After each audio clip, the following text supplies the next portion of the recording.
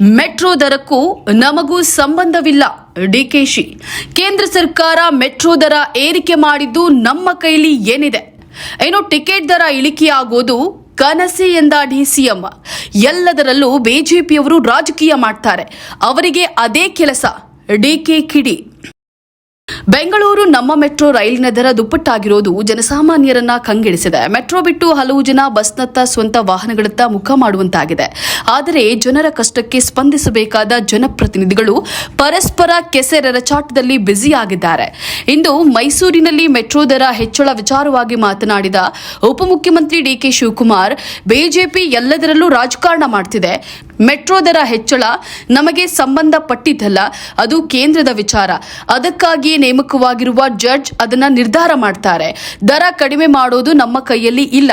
ದರ ಹೆಚ್ಚಳ ಆಗಿರೋದು ಸಹ ಬದಲಾವಣೆಯಾಗೋದಿಲ್ಲ ಅಂತ ಹೇಳಿ ಡಿಕೆ ಶಿವಕುಮಾರ್ ಹೇಳಿದ್ದಾರೆ. ಅಲ್ಲಿಗೆ ರಾಜ್ಯ ಸರ್ಕಾರ ಮೆಟ್ರೋ ದರ ಕುರಿತು ಯಾವುದೇ ತೀರ್ಮಾನ ಕೈಗೊಳ್ಳೋದಿಲ್ಲ. ಹೆಚ್ಚಳವಾದ ದರ ಇನ್ನು ಇಳಿಕೆ ಆಗುವುದು ಅನುಮಾನ ಎಂದು ಮೇಲ್ನೋಟಕ್ಕೆ ಕಂಡು ಬರ್ತಾ ಇದೆ. ಅದೇನೇ ಇರಲಿ, 5-10 ದರ ಏರಿಕೆಯಾದ್ರೆ ಸರಿ, ಏಕಾಏಕಿ ದುಪ್ಪಟ್ಟು ದರ ಏರಿಕೆ ಕಂಡು ಸಾರ್ವಜನಿಕರ ಆಕ್ರೋಶಕ್ಕೆ ಕಾರಣವಾಗಿರೋದಂತೂ ಸತ್ಯ. ಟಿಕೆಟ್ ದರವನ್ನ ರಾಜ್ಯ ಸರ್ಕಾರ ಹೆಚ್ಚಿಸ್ತೋ ಅಥವಾ ಕೇಂದ್ರ ಸರ್ಕಾರ ಹೆಚ್ಚಿಸ್ತೋ ಗೊತ್ತಿಲ್ಲ, ಆದರೆ ಏರಿಕೆಯ ಬಿಸಿ ಮಾತ್ರ ಜನರ ಜೇಬು ಸುಡ್ತಿರೋದು ಮಾತ್ರ ನಿಜ.